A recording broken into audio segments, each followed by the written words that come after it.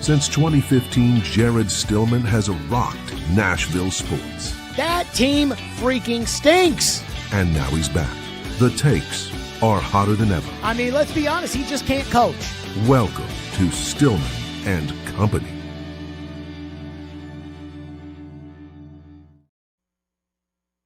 Stillman and Company here on the 440 Sports Network, here on a Hot Take Friday, and of course, YouTube Live every day, Monday through Friday, 2 o'clock, right here on the Stillman and Co. YouTube channel. And not to be petty, but we now have more subscribers than my former employer, and I saw my former employer put out a post on Instagram yesterday talking about, if we can get to 5,000 subscribers, and I was like, oh, now we care about subscribers. So go ahead, tell your friends, like and subscribe as you always do. You know the deal. So I wanted to start today's program on this Hot Take Friday with some, I think, big news for Stillbilly Nation, if I may. And by the way, I think that's what we're going to call this show, or the audience. I mean, the core diehards, I think we're going to call them Stillbilly Nation. And I've said we're going to get a merch store and everything else. And I've already put Sarah Giles in charge of that, and she's getting that going and everything else. But that's not the news. If you're looking at the stream right now, you can see that the 440 logo, which is usually on the left-hand side, is right now on the right-hand side. And the 440 logo is on the right-hand side because we have a new presenting sponsor that we are putting on the left-hand side of the stream, if you're looking now. And that's my friends at Hiller Plumbing, Heating, Cooling, and Electrical. Stillman and Company is now presented by Hiller Plumbing, Heating, Cooling, and Electrical. And if, as you know, if you're a core listener of this program, you know that Hiller has been with me since I bought my first home in 2018. It's crazy that 2018 was 7 years ago, but here we are. And Hiller has been my choice whenever I need anything done at my home. Plumbing, heating, cooling, electrical. They're my choice. I mean, seriously, I had a home one time that had 10-foot ceilings. And when the fire alarm needed to be changed, the smoke detectors needed new batteries. How the hell am I going to get up there at 10 feet? I'd call Hiller out to that, and boom, Hiller'd get up there, and they'd put those batteries in. Whether it was installing a new AC unit, Hiller has been the one. Whether it's really anything that I've needed done at my home.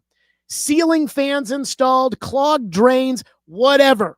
We moved into an old house about a year ago. All of a sudden, we found out, yeah, we got some plumbing issues.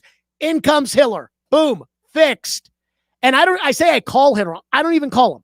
I just go to happyhiller.com on my phone, and I schedule it right away. They've got all my information. They are the best. And not only that, Hiller will shoot you straight. And I'm giving you an example of this. When we moved into our new home, I was sitting here, and I hate cords. I don't know about you guys, but I hate seeing cords coming from a television. I hate it. I hate seeing it go to a power outlet. I hate it. So we bought this home, and when we looked at the home, there was a TV mounted on a fireplace, and I just assumed that there was an electrical outlet on that TV mounted on the fireplace that was behind. And all of a sudden, we found out when we moved in, there is no power there. And so I asked the project manager from Hiller, I said, hey, can you explain to me, can we put power behind this TV? And he shot me straight. He said, hey, we could do it, but it's going to cost you a lot of money because you're going to drill into your chimney, and you're better off spending $9 on cord concealers. And I hate cords, and I don't love cord concealers, but I like cord concealers a lot more than the kind of money that it was going to. They shot me straight. That's what I like when it comes to home improvement. That's what I like when it comes to HVAC, is, again, what they call true transparency pricing. Hiller, that's what I like. So they are just the best. And I am beyond thrilled that after all those years that they supported me on the radio station, I hope I did a good job in return for them, but I am so thankful that they have jumped on board. I want to thank Jimmy Hiller, who is a great man over at Hiller. I want to thank Nick Martin over at Hiller. I want to thank the whole team because they are just the best. So Stillman and Company is now presented by Hiller Plumbing, Heating, Cooling, and Electrical. Okay, Stillbilly Nation, let's get rolling. It's Hot Take Friday. So maybe I'm wrong about this because I've been wrong before.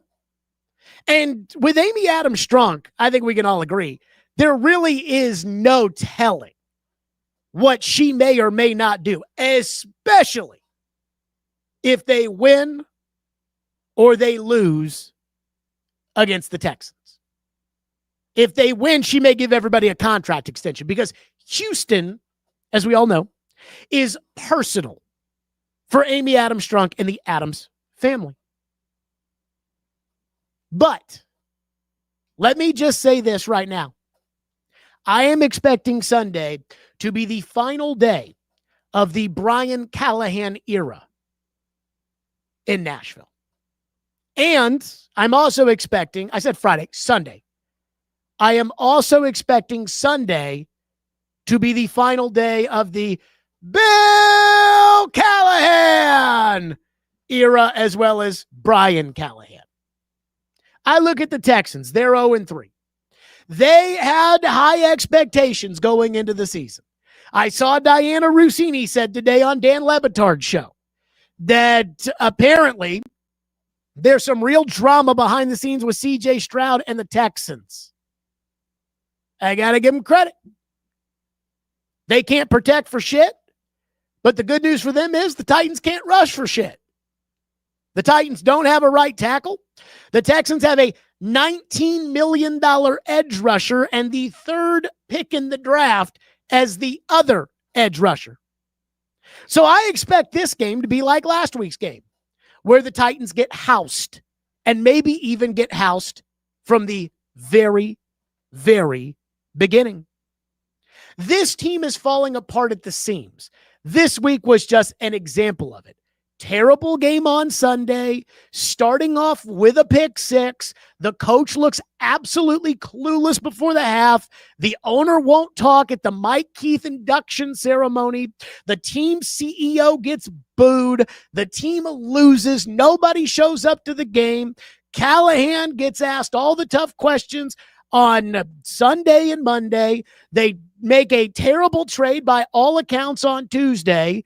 They go up there, try to defend it on Wednesday. They look worse. The players in the locker room apparently seem to have Jarvis Brownlee's back. Jarvis Brownlee, he didn't ask for a trade. And so that is just a disgrace of a week.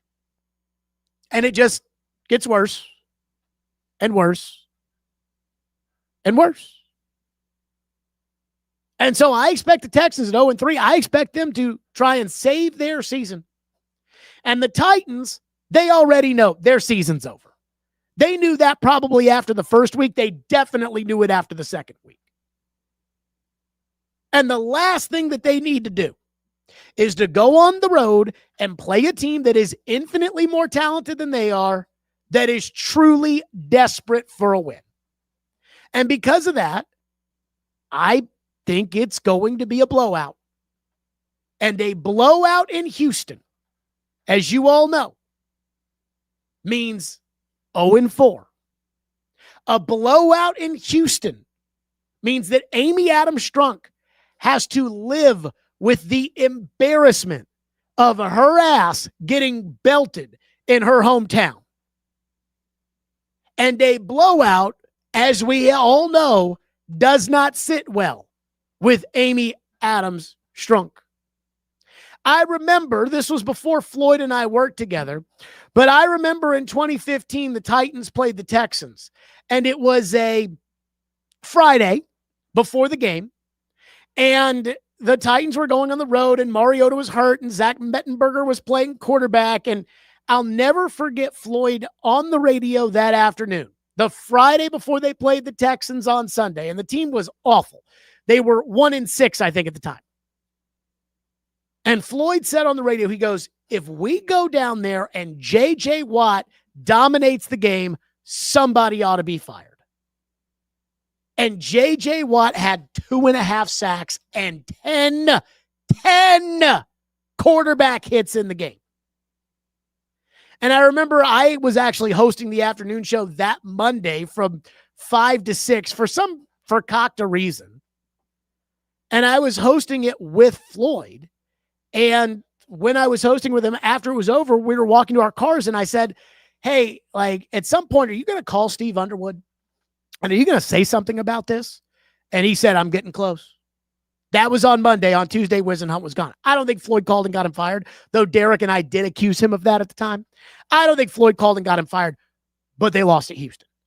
A year later, Bobby April, the special teams coach, got the boot.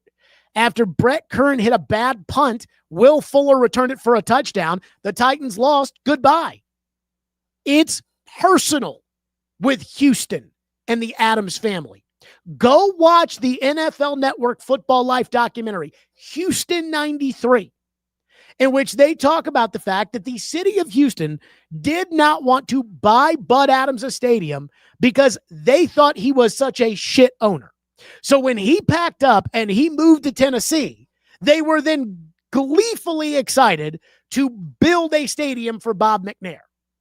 Now, the Titans and the funding and everything else, that's already done for the new stadium. But holy crap, if Amy Adams Strunk was asking constituents for money today to build a new stadium instead of 2022, even though from a business standpoint, it was a deal I think the city had to make. And I don't think, again, it was then Mayor John Cooper and his team, and I don't think they would have changed the deal because, again, the city had a bad deal with the old stadium, and this deal is pretty decent when it comes to, at least from what I've been told, my understanding of it. But the optics, if they were to ask for a new stadium right now, given how shitty this whole situation, this is bad. And it's bad when you lose in Houston. And I think they're going to lose in Houston on Sunday. And I think they're going to get embarrassed in Houston on Sunday. And I think the second that they get embarrassed on Sunday, lights out. Callahan and Bill Callahan. Here's what I think happens. I think the Titans play competitive football for one half. Then by the end of the first half, the Texans will take the lead. Then they'll pin their ears back, and they're coming after Cam Ward, and they're going to light his ass up. Then the game becomes a blowout. Then it becomes one of those second halves with like 6 minutes to go in the third quarter, where even as a fan who's not at the game, who's watching it on TV, you're starting to think to yourself, oh, shit, will this game ever end? Oh, my God, will this game ever end? And then the fourth quarter will just be painful. And then on Tuesday morning, not Monday morning, not Sunday night, on Tuesday morning, because the Titans do these things on Tuesday, not on Monday, for whatever reason. I guess Amy goes over with all of her lieutenants that got you into this mess. She goes over with her lieutenants on Monday what they're going to do, and then they do it on Tuesday. Because Mike Mularkey got the boot on a Monday after a Saturday game. John Robinson got the boot on a Tuesday. Rand Carthon got the boot on a Tuesday. Ken Wisenhunt got the boot on a Tuesday. I mean, the only guy who got the boot, Mike Vrabel got the boot on a Tuesday. The only guy who got the boot, right, hey, show's over, folks, was Rustin Webster, and he knew he was getting the boot for weeks, maybe even months. So on Tuesday, for whatever reason, they don't do this on Monday. On Tuesday, the Titans will announce a Brian Callahan firing. I think they'll fire Brian Callahan. I think they'll fire Bill Callahan, but I think that'll be Bill's choice, which is, hey, Bill, like, we're not going to just fire, like, Bill, if you want to coach this team with Mike McCoy as the interim head coach and you want to be the line coach, like, you can, but if you don't want to coach the team, we get it. And I think Bill will choose, hey, you're firing my son, I'm out of here too. So they'll fire Bill, they'll fire Brian, and I think they'll fire Nick Holtz. They'll keep the defensive coaching staff the same. They'll make the assistant offensive line coach, whoever the hell that is, and who cares? They'll make the assistant offensive line coach the interim offensive line coach. They will make Bo Hardigree the interim offensive coordinator. The assistant quarterbacks coach will become the quarterbacks coach. And Mike McCoy will become the interim head coach. And I believe that on Tuesday afternoon, that's what the operation will look like. Maybe the Texans are absolute ass cheeks just like you are. Maybe the Houston Texans, and it's, again, Diana Rossini. I don't know what juice she's got, but apparently Diana Rossini says that it's bad behind the scenes and it's going to start coming out about C.J. Stroud and the Texans. Maybe it's so bad that they lose to the minor league Titans, but I don't see it. I think it is pretty simple. I think the Tennessee Titans are going to get blown out on Sunday at Houston. Houston will think that their season has been salvaged, maybe somehow, some way, something or another. They'll feel okay about it, and maybe this will right or wrong. It probably won't. Houston probably does stink, but they don't stink as bad as you. And on Tuesday, after you get blown out, Callahan's gone. Holtz is gone. And Bill Callahan is gone. Again, technically fired. You know, he's not going to resign. Like, he's going to get his money. But I think the Titans are going to go to Bill and say, Bill, like, I mean, if you do want to coach the offensive line for the rest of the year, you can. But do you want to? Because we're firing your son. And my guess is Bill's probably going to say, nah, I'll probably pack up with him. Okay, here's the rest of your money. Goodbye, Bill. And somebody else will come in here. That's just what I think is going to happen. So I think that Sunday is Brian Callahan's last stand, because the only way that Brian Callahan for sure will not get fired is if they win the game on Sunday. But I don't know about you guys. I just don't think it's very likely that they're going to win. So that's the first thing today here on this Hot Take Friday. And now, if I may, here on the program, I'd like to tell you about Hiller Plumbing, Heating, Cooling, and Electrical. Have you ever called a plumber, electrician, or an HVAC tech and felt like they were trying to sell you something that you did not need? You've been through that. If a deal sounds too good to be true, like a $99 club membership or a $29 tune-up, it is. The reality is those companies, they got to find something to fix so they can cover their cost for the discounted club membership. Not Hiller. Hiller never offers deals designed to trick you or sell you something you don't need. Again, I told the story earlier today of the project manager at my house and me saying, okay, how do we get power to this fire, this mantle above the fireplace? And he said to me, hey man, if you're going to drill into your chimney, it's going to cost you thousands of dollars. Just go get cord concealers. I said, yes, sir. Because Hiller doesn't sell you stuff you don't need. And you hear me talking about my friends at Hiller all the time. This is why I trust them in my home. So schedule online the same way I do. happyhiller.com. Pull it up. You can set an appointment time. It's so quick. They'll text you right away. That's Hiller Plumbing, Heating, Cooling, and Electrical. Proud supporters of the Preds, the Vols, and Vandy. Hiller. happyhiller.com. Call the Happy Fish Truck today. Okay. The second thing here on the program. And part of me feels like this is beneath me, if I may. Part of me thinks this is, I was so embarrassed when I saw this. This was embarrassing. So did anybody see what L'Jarius Sneed did this week? You know L'Jarius Sneed, the corner the Titans traded for, that I said, no, don't do it. The rest of the league has no interest in L'Jarius Sneed. He's got bad knees. Carrington Harrison in Kansas City is telling me, hey, you may think the knees are not that bad, but no, they're that bad. And nobody in the league is touching this guy. Minnesota had a better offer. They heard about the knees. They pulled out. I talked to an agent who said, well, what the Titans could do is the Titans could sign a deal with L'Jarius Sneed, and they could put a waiver in the contract. And if they put a waiver in the contract, then they could get themselves out of it if the knee's an issue. But nope, they didn't do that. They made the trade. They traded a third-round pick, gave him a massive contract. And Titans Twitter said, let Rand cook, Jared. You're just a hater. Just a hater. And L'Jarius Sneed has been awful. 5 bad games last year. Then he had a quad injury that we all know wasn't a quad injury, by the way. But he had a quad injury last year. Now, after finally making it to the games, in the first game, he couldn't even play the whole game.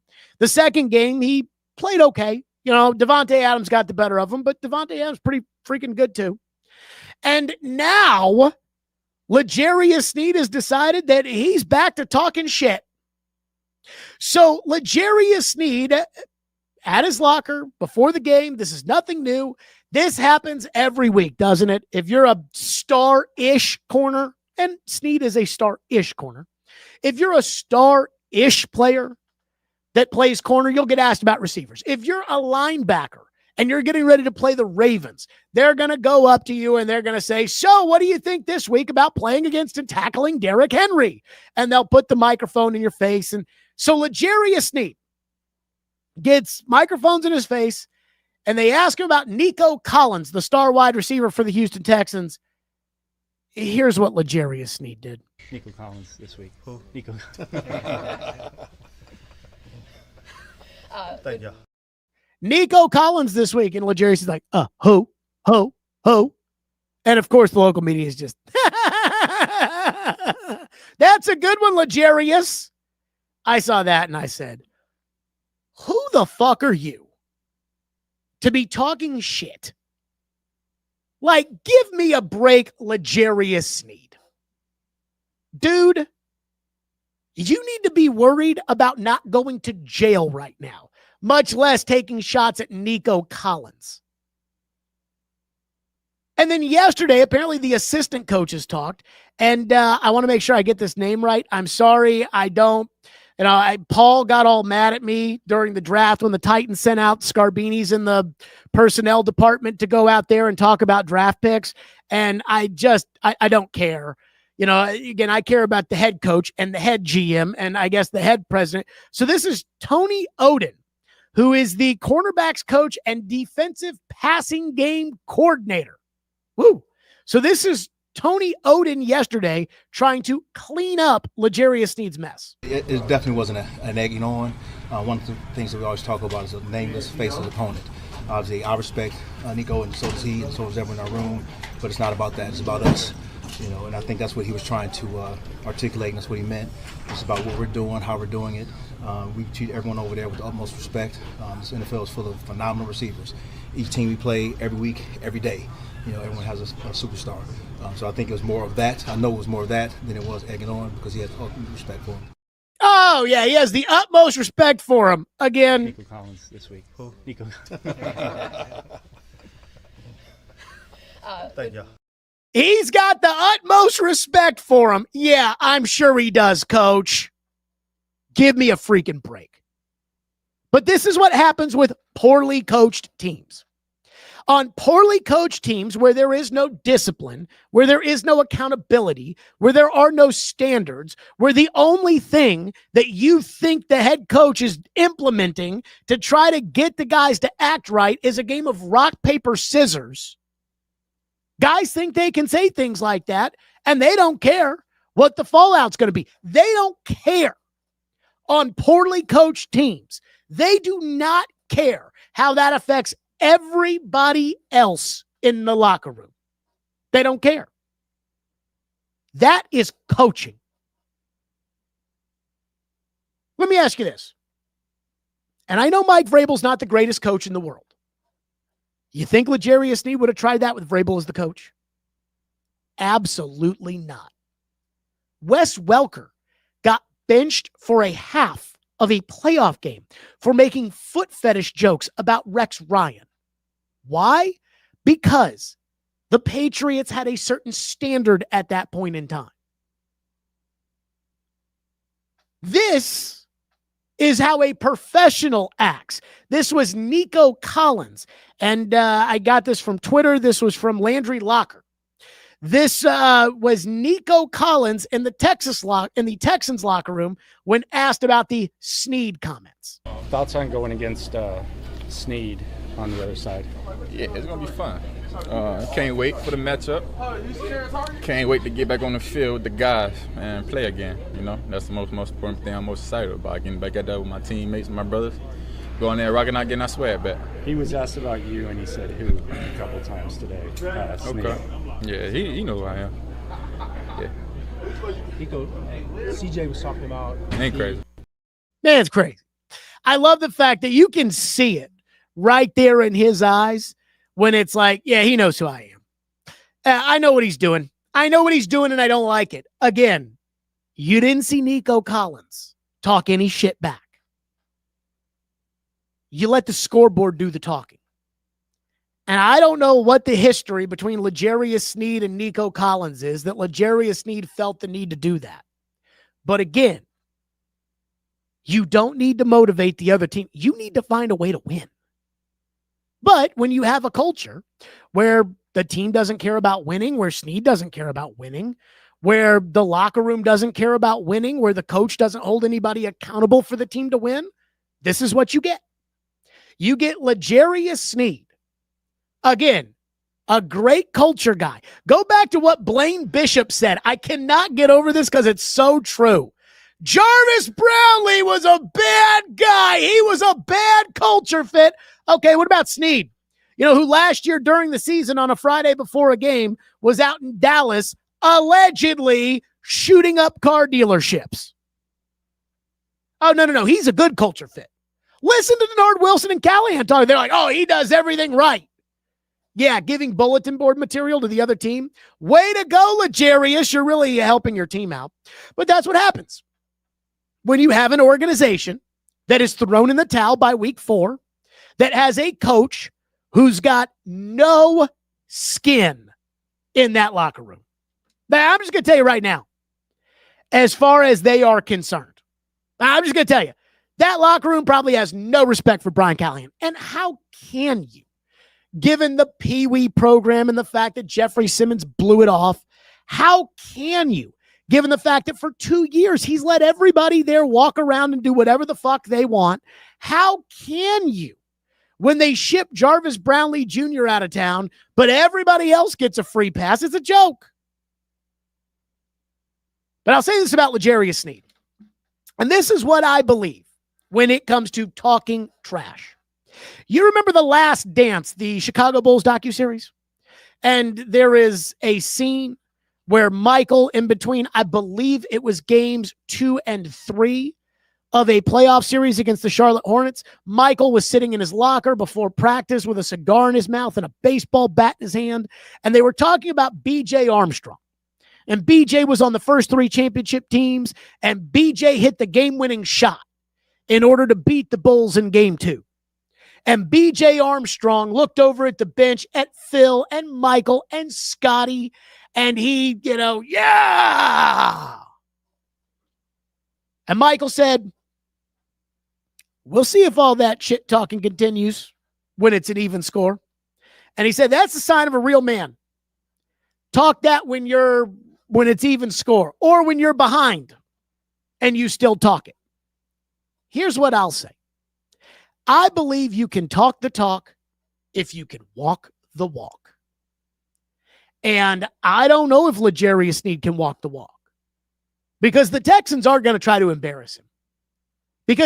And I'm not sure, again, Diana Rossini says things are bad behind the scenes in Houston, and it's not as if D'Amico Ryans is Don Shula. But the way teams usually operate, like in the Kenny Chesney song, I've got your back when your back's against the wall.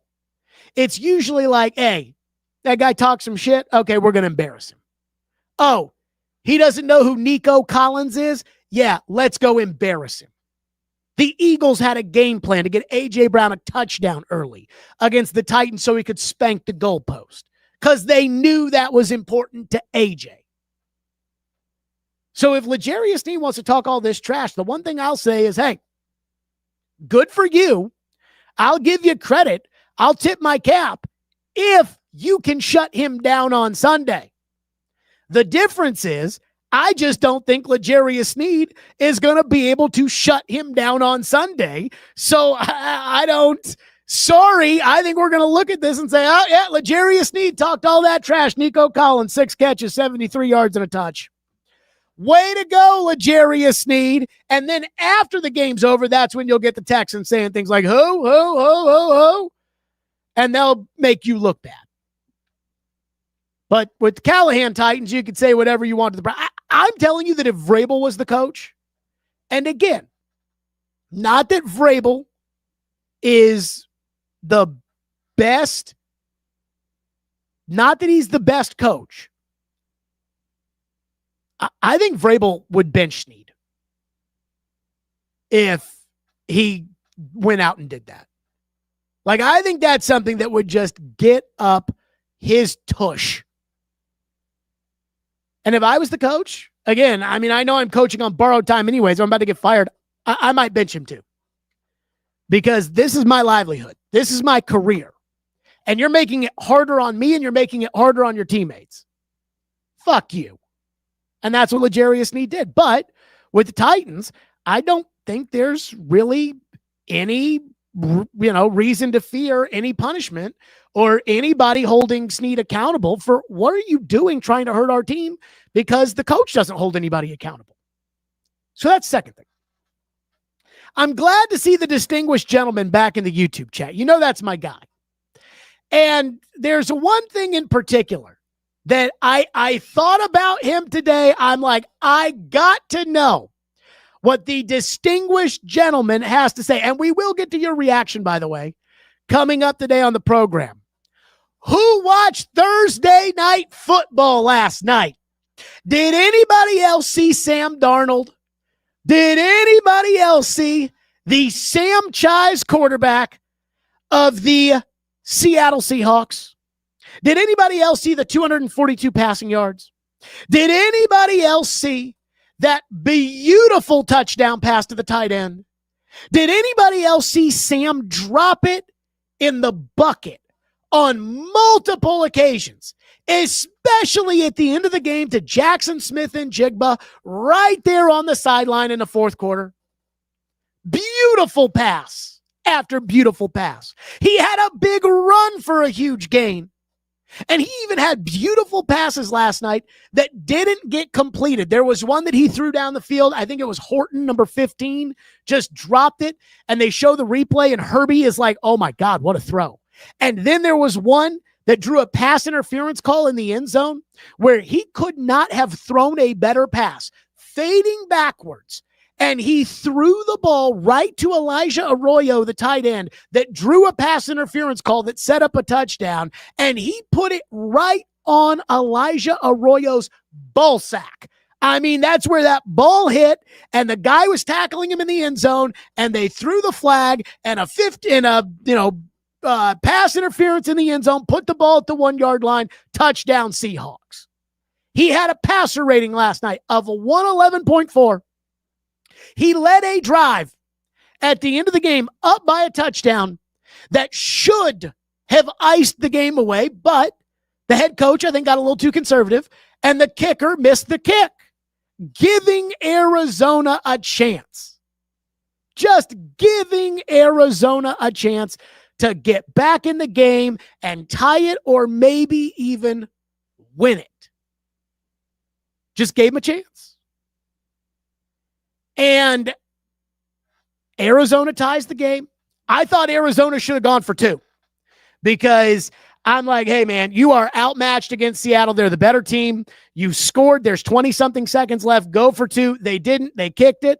And I was sitting there saying, I said this about Baker Mayfield a couple of weeks ago. I'm like, when the going gets tough, can you put the team on your back?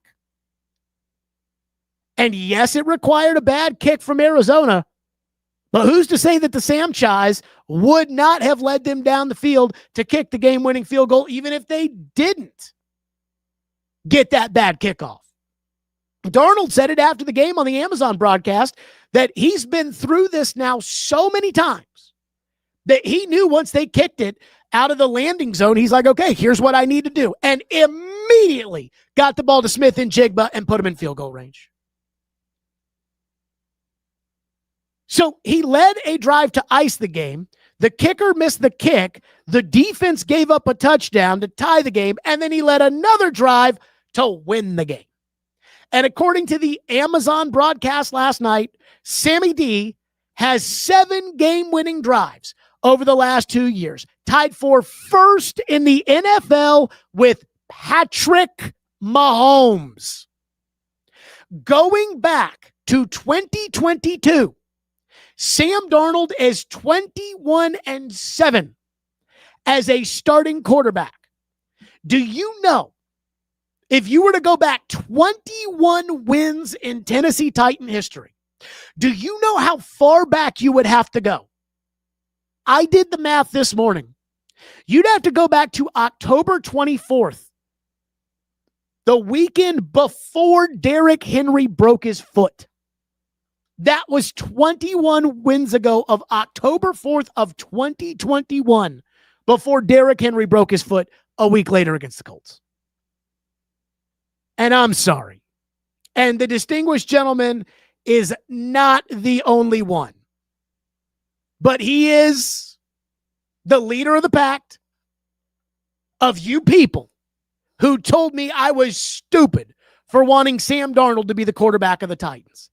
Oh, Jared, he's fool's gold. Oh, Jared, he sucks in the playoffs. Oh, Jared, Sam Darnold, he stinks. Oh, Cam Ward, he's the man, Jared. I mean, yeah, there you go. Distinguished gentleman, fool's gold, Darnold. This is what he does in the regular season. Okay, and what's your quarterback do in the regular season? What did Will Levis do during the regular season? You people. Again. You told me, why in the world? Oh, my God, Sam Darnold, why would you do that? We're going to get Cam Ward, Jared. He's the greatest. He's Mahomes. Brian Callahan should have been on his knees begging Chad Brinker and Mike Borgonzi to sign Sam Darnold in free agency. And Mike Borgonzi, and I don't, again, know what authority he has or what he does or whatever, but Mike Borgonzi, when you hired him, you wanted to be the Chiefs. I mean, I had somebody yesterday tweet me and say, hey, Borgonzi should get to pick the coach because Borgonzi knows how to win a Super Bowl because Borgonzi was winning Super Bowls with the Chiefs. As if all of a sudden, Mike Borgonzi was the key ingredient there in Kansas City. Not Andy Reid, not Brent Veach, not John Dorsey, who was general manager when they drafted Patrick Mahomes and they drafted Travis Kelce and they drafted Chris Jones. Not him. Borgonzi. And you guys want to be the Chiefs. Mike Borgonzi should have seen Sam Darnold and said, that's this year's Alex Smith. The man who, as Borgonzi would say, solidified the position in Kansas City. That's what Sam Darnold could have, and I think in a well-run organization, would have done here. I believe that he would have solidified the position so that the Titans could go work on the rest of the roster, which we all know is complete and total horseshit. But this is what happens when you hire people with no experience. They think they're geniuses, and they think it's easier than it really is. And this happens in all walks of life, where anybody thinks, hey, I can crack a microphone and I can be number one in Nashville. Good luck.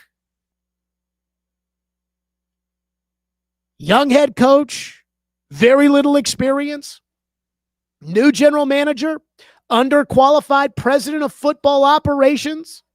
This is what you get. They see the raw talent of Cam Ward and they think, I can coach him. I can turn him into Mahomes.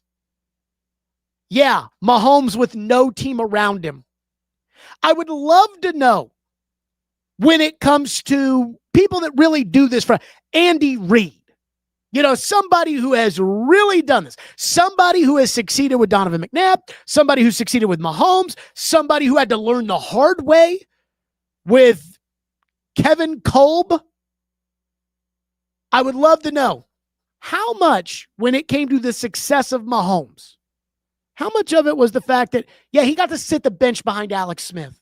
That's something Cam Ward's not doing here. How much of it was the fact that they had Tyreek Hill at receiver, Travis Kelce at tight end, Eric Fisher, the number 1 overall pick in the draft, the year that they didn't force a quarterback as their left tackle. So again, inexperienced coach thinks, I can coach him.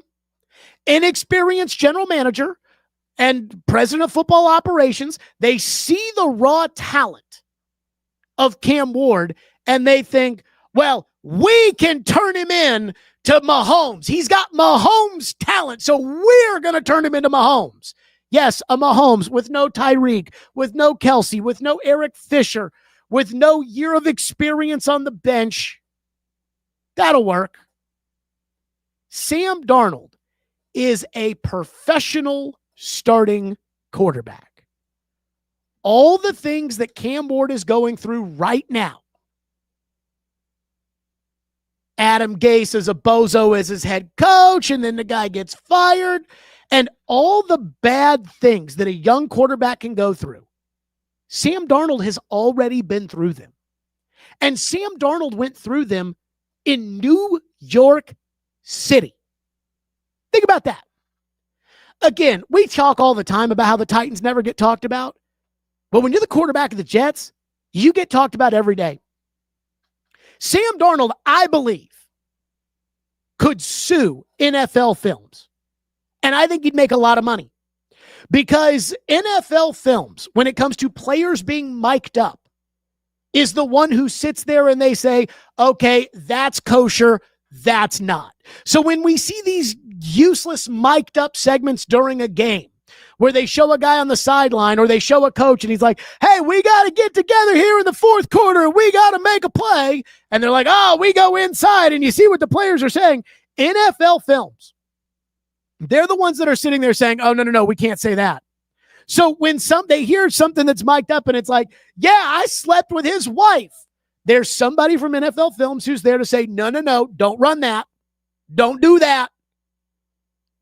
And NFL Films said we should have never aired the Sam Darnold seeing ghosts comment. And I think that comment in his second year in the league has done so much damage to that man's career.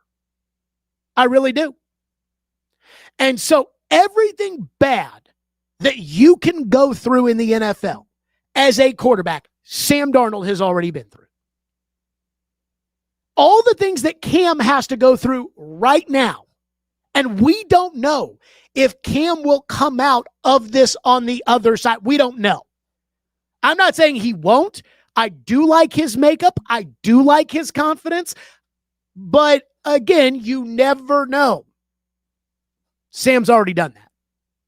And Sam did sign a 1-year prove-it deal with Minnesota, and he did win 14 games last year, and that is proving it.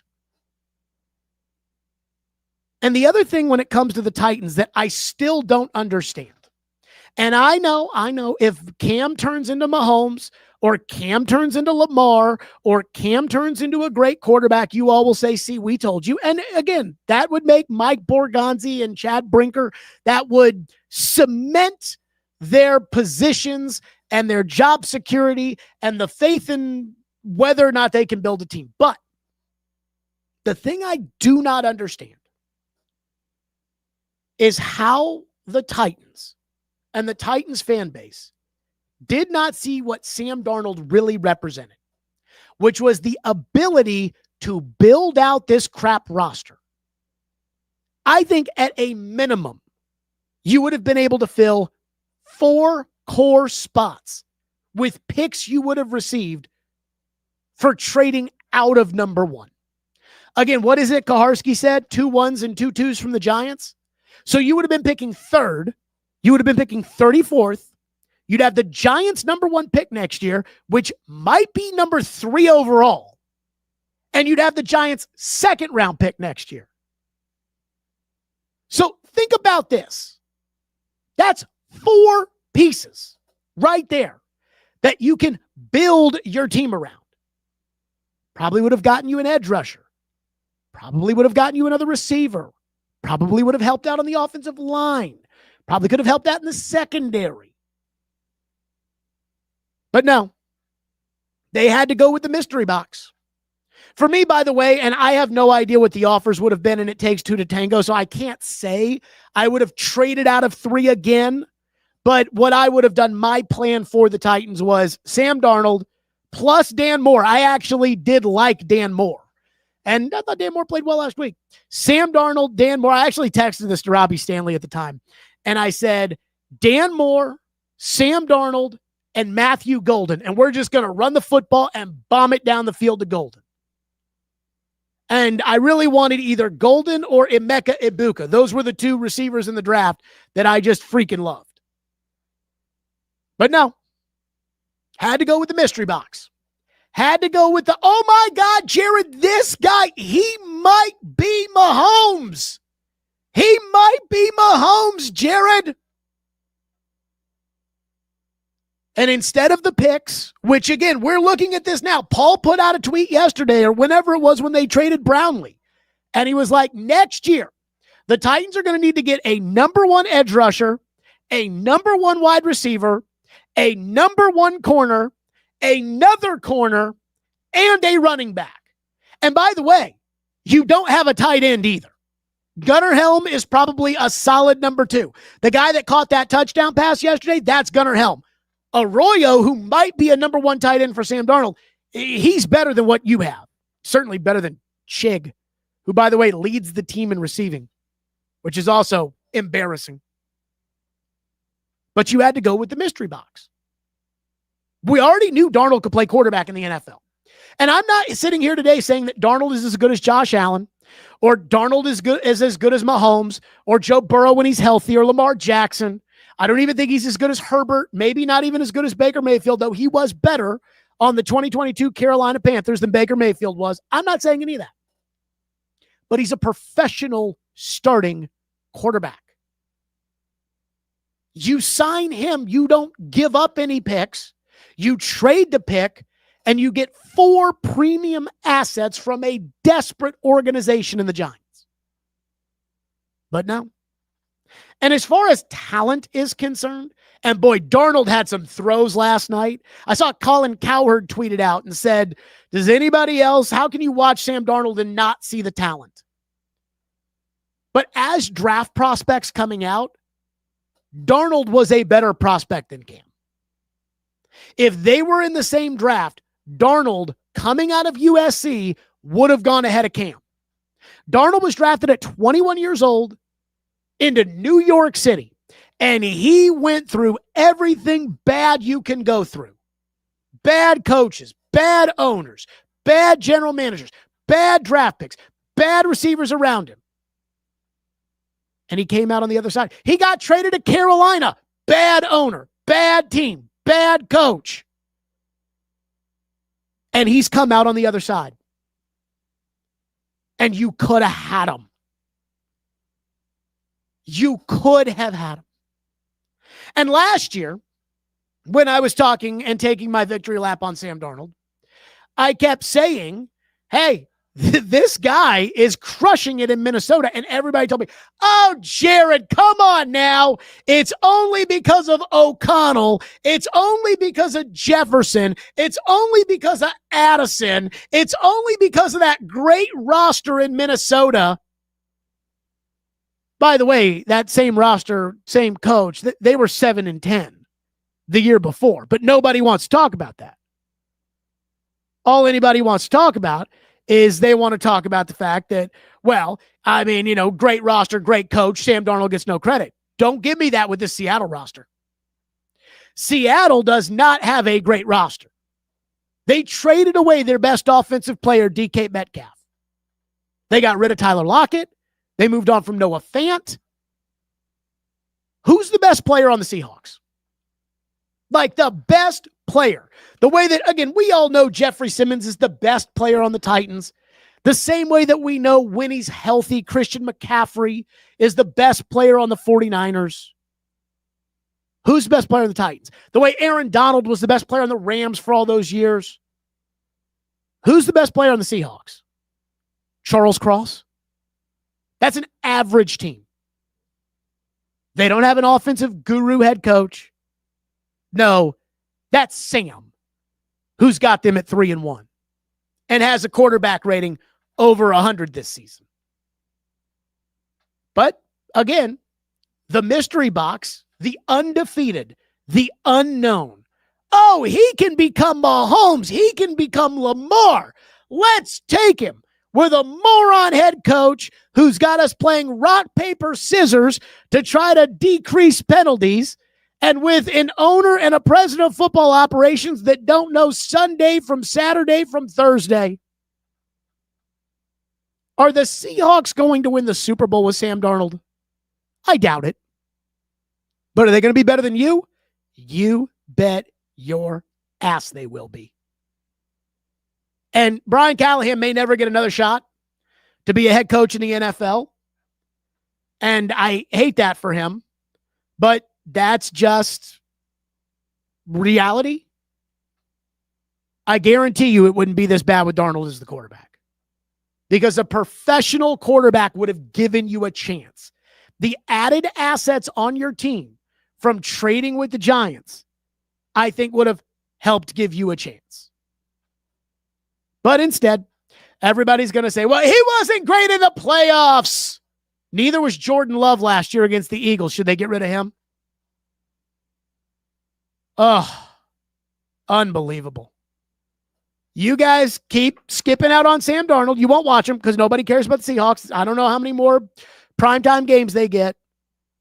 But there is no way you could have watched that game last night and not said, that looks like a dude at quarterback. The Titans. Unbelievable. Again, when I heard Mike Borgonzi talk about the solidifying the roster, that's what they did in Kansas City. You solidify the quarterback position with Alex Smith. I'm like, that's what he's going to try to do here. He's going to go get Sam Darnold. Yes, yes, yes. And then they went out and they thought, well, we can turn Cam into Mahomes, even though we have nothing that Kansas City had when they drafted and developed Mahomes. So, again, good luck with all of that. We'll see how Sam Darnold continues to play. I'm sure if he has a bad game, you all will let me know about it. Let's get to some of your reaction today here on the program, because I am not doing great at this. As I'm hosting the show, I'm also kind of reading the chat, and I'm going to try to be with it. Adam in Portland weighs in on Hot Take Friday, says, I hope I'm wrong. I just feel like the Titans will win this game since the season's already fucked up anyways, and we'll be stuck with these clowns. That's my luck as a Titan fan in a nutshell. See, that's what Jeff Fisher used to do when he was the coach, is he would coach himself right towards the edge of getting his ass fired, and then he'd some way, somehow find a way to survive. I don't know how he did it. It, again, was this massive Jeff Fisher thing that Jeff Fisher loved. I don't get it, but I don't think we're living in the days of Jeff Fisher anymore. Jeff Fisher would pull this game out of his ass, even though he couldn't coach. Jeff Fisher would pull this game out of his ass. Callahan ain't pulling this game out of his rear end. Trent says, Callahan needs to make a horrible mistake this week to finish the weekly trilogy to end his tenure. I heard Paul talking about this, about how last year Callahan didn't make these same mistakes. I think he kind of did. Do you remember the Packer game when it was 4th and 1 and they sent the punt team out and then they called timeout? They went for it on 4th down and they didn't get it. That's like what he's been doing this year. I'd also say this. I don't know who's giving Callahan PR advice, but every time he gets into front of that microphone, he does himself no favors. I'll just leave it at that. One person says, I won't be surprised if they go 0-17. It will hurt, though. So what if there been like 2 teams that have done that?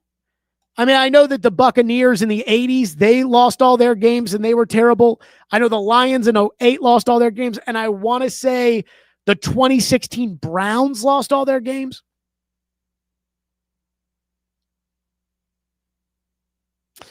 I don't think Cam Ward's going to lose all his games. Thank you, William, who says in here, I owe you an apology about Sam Darnold. I need more of these, distinguished gentlemen. It's okay. It's okay to say you got caught up in the hype. You know, I actually just learned what the term stan meant. You're like, oh, he's a Cam Ward stan. And I mean, I always knew that he's a Cam Ward fan. He's a Cam Ward supporter. But I was actually working out this morning and I had an Eminem playlist on and I was like, oh, that's Stan. Got it. So there are some Jared Stillman stands out there. And yesterday I was at the Vanderbilt event where they were debuting their new South End Zone Club, which, by the way, is freaking beautiful. And I was at Vanderbilt and I get some notifications on my phone and I was reading it. And apparently one of these Jared Stillman stands on Twitter was like going back to August when people were like, you hate the Titans. There's no way they're going to be this bad. And this guy was like, hey, he was right, wasn't he? And one guy replied back after saying, there's no way you're a Titans fan. There's no way you can be this pessimistic about the team. There's no way. The Jared Stillman stand, and I think some of these might be all the same guy, but the Jared Stillman stand said he was right, wasn't he? And the guy replied, yeah, he was. It's okay. I've been wrong about a lot of things in my life. It's okay. Juan says, we're winning 2 out of these 3 games. I'm calling it. Juan, don't think that's going to happen, babe. Good luck. But I don't think that's going to happen.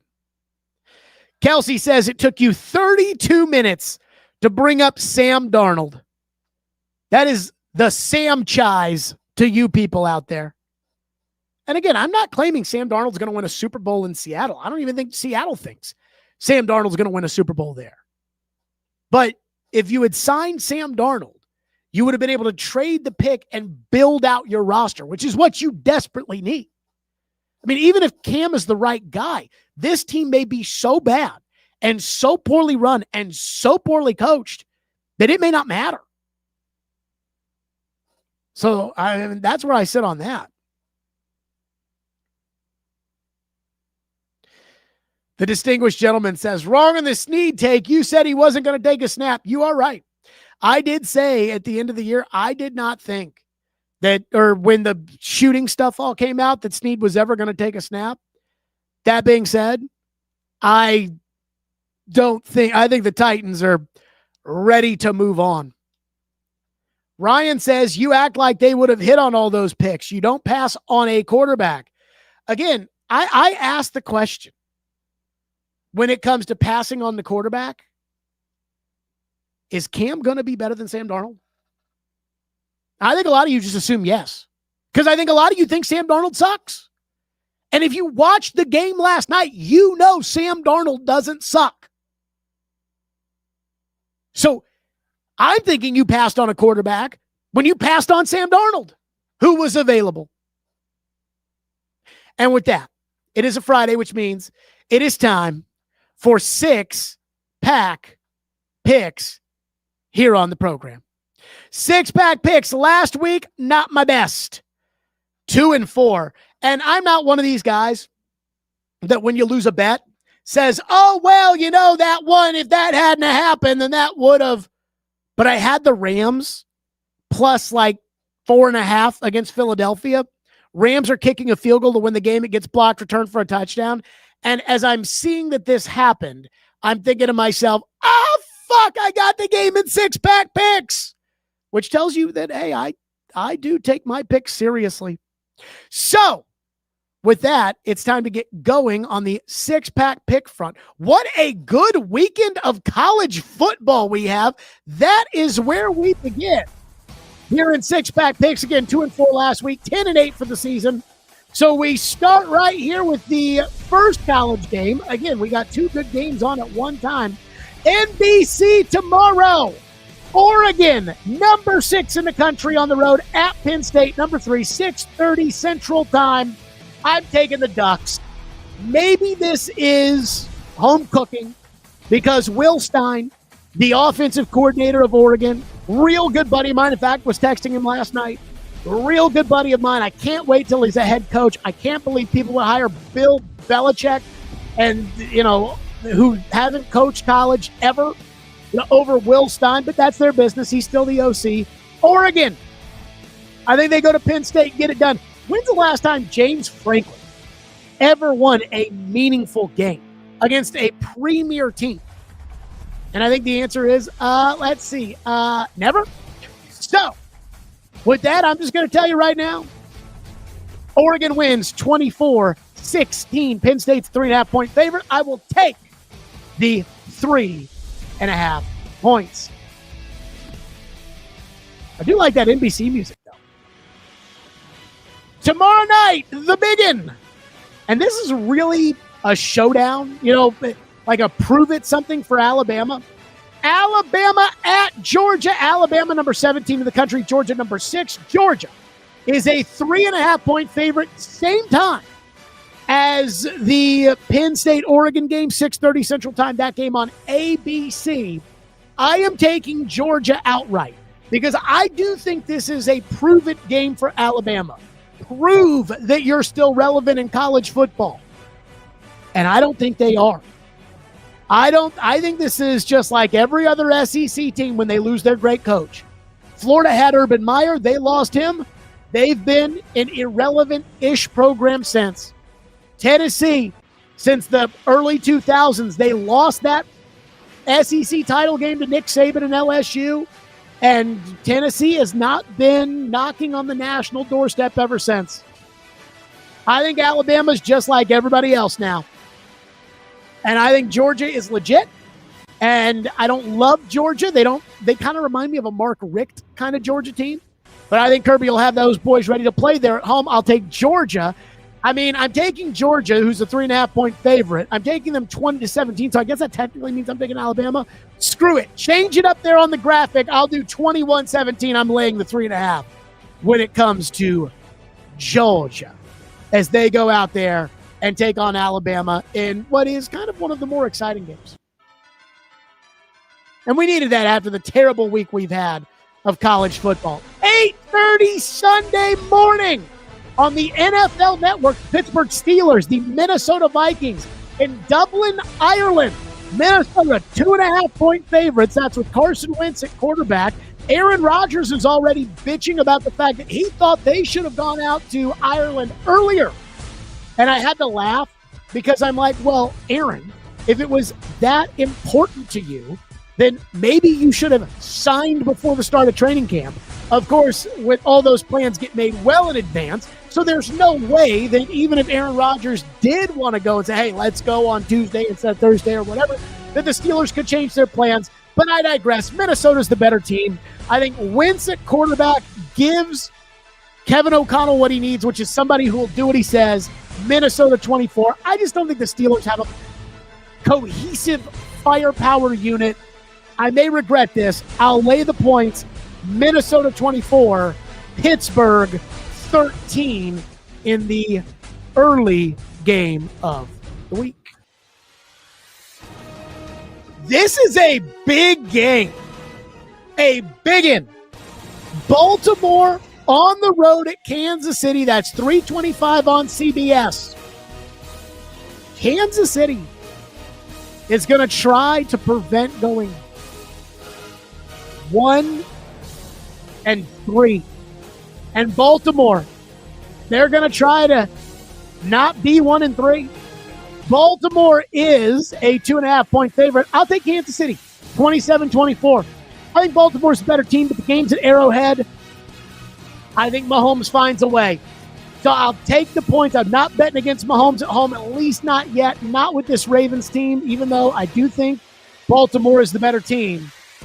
I'll take Kansas City to win. It is a showdown on Sunday Night Football. It's going to get great ratings. Jerry and the Cowboys welcoming back Micah Parsons and the Green Bay Packers on NBC. Green Bay 6.5-point favorites They, of course, overlooked the Browns last week, lost that game, and boy, Matt LaFleur was pissed about it. And if I was a Dallas Cowboy fan or I were the Dallas Cowboys, I would be worried about the fact that Green Bay is going to have that motivation. Micah Parsons is definitely going to have that motivation. But there is something about Dallas. When I think Dallas is going to win, Dallas loses. When I think Dallas is going to lose, Dallas finds a way to win. It is the damnedest thing. I cannot understand it. I do not understand it. I'm not even going to try to understand it. I think Dallas is going to win. I'll go Dallas 35, 31. Maybe this is what Floyd used to call the Sally rule. Wherever it's, hey, just pick the opposite. I think Dallas is going to win on Sunday. I don't think Dallas is very good. I think Dallas is going to win. Give me Dallas 35. I will take the 6.5. Give me Dallas 35, 31. And I definitely think it'll be closer than the 6.5 point spread, no matter what happens. And that takes us to the game of the week. Tennessee on the road at Houston. Somebody actually said this in the YouTube chat. They said, has there ever been an 0-3 team at home that is a 7.5 point favorite? Because the Texans are 7.5 point favorites, noon on CBS. We have the pleasure of Beth Mowins calling the game. And I take the Texans 31-13. I think it'll be close for a half. I think then all of a sudden they will absolutely get blown out in the second half. And I think this will be the last time we see Brian Callahan as head coach of the Tennessee Titans. Houston 31, Tennessee 13. That's it for us. A reminder, post-game live immediately following the Titans-Texans game. We'll be right here, the Stillman & Company YouTube page. Like and subscribe. Download the podcast across all digital platforms. Special shout-out to Hiller Plumbing, Heating, Cooling, and Electrical. Our guys, thank you so much, Hiller, for jumping back on board and being the presenting sponsor of the new Stillman & Company program. We are looking forward to it. That's it for us. We are out of here. Stillman & Company, everybody have a great weekend. We'll see you after the game on Sunday.